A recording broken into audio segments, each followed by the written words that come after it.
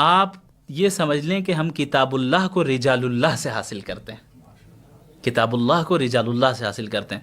صحابہ نے سیکھ لیا نبی سے، اب تو چلیں قرآن محفوظ ہو گیا، قرآن ساری نازل ہو گئی، نبی کا انتقال ہو گیا، وفات ہو گئی۔ تابعین کہتے ہیں کہ بھئی اب تو قرآن موجود ہے، صحابہ کی کیا ضرورت ہے، وہ کیا سمجھائیں گے، ہم خود سمجھیں گے۔ لیکن کیا ایسا ہوا؟ کتاب اللہ کو رجال اللہ سے سیکھا جاتا ہے۔ تابعین آئے، اب تو حدیث بھی تیار سے مراد یہ کہ حدیث تو ہمیشہ سے محفوظ ہے، لیکن کمپائل کر دی گئی ایک جگہ پہ کتاب کی شکل میں۔ تو اب حدیث بھی ہے، قرآن بھی ہے، اب ان کی تابعین کی کیا ضرورت ہے؟ ایسا نہیں ہوا، انہوں نے تابعین سے پڑھا۔ تو یہ سلسلہ عہد نبوی سے آج تک چل رہا ہے۔ اب پتہ نہیں 1400 سال کے بعد کس کے اوپر وحی نازل ہو رہی ہے کہ جو ہے وہ کہے کہ بھئی ان کی ضرورت ہی نہیں ہے ہمیں۔ یہ تو بہت ہی سپرفیشل جو جس کا لیول ہو انٹلیکچول اور دین کے علم کے اعتبار سے، وہ اس طرح کی باتیں کر سکتا ہے، ورنہ قرآن کا اصول تو یہی ہے کہ بھئی ہم اللہ کے دین کو اللہ کے بندوں سے سیکھتے ہیں۔ ہاں یہ بات الگ ہے کہ بعض لوگ حقیقت میں اللہ کے بندے نہ ہوں اور غلط عقیدہ رکھتے ہوں، غلط فکر رکھتے ہوں، اللہ کے بندوں سے سیکھتے ہیں۔ ہاں یہ بات الگ ہے کہ بعض لوگ حقیقت میں اللہ کے بندے نہ ہوں اور غلط عقیدہ رکھتے ہوں، غلط فکر رکھتے ہوں اور جو ہے غلط انٹرپریٹیشن کرتے ہو، تو یہ آپ کو دیکھنا ہوگا کہ کن سے سیکھنا ہے، کن سے نہیں سیکھنا ہے۔ اگر بعض کرپٹڈ لوگ ہیں تو اس سے سرے سے تمام علماء کی نفی نہیں ہوتی نا۔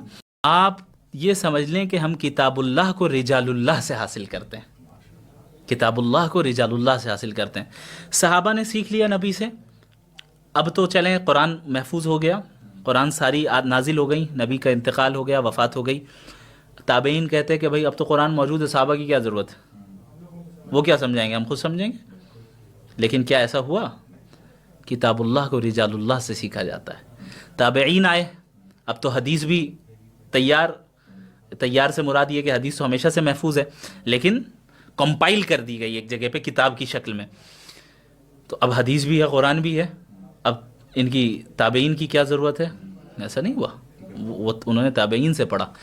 تو یہ سلسلہ عہد نبوی سے آج تک چل رہا ہے۔ اب پتہ نہیں 1400 سال کے بعد کس کے اوپر وحی نازل ہو رہی ہے کہ جو ہے وہ کہے کہ بھئی ان کی ضرورت ہی نہیں ہے ہمیں۔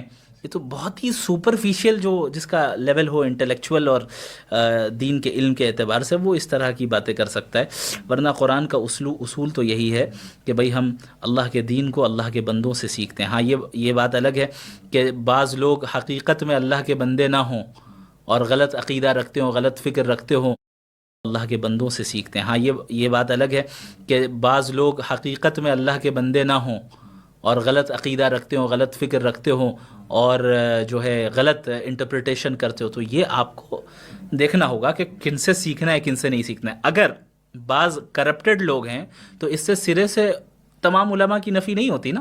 اللہ سے دعا ہے کہ اللہ کریم اپنے احکامات جناب نبی کریم صلی اللہ علیہ وآلہ وسلم کی مبارک سنت طریقوں کے مطابق ہمیں اپنی زندگیوں میں اپنانے کی توفیق عطا فرمائے۔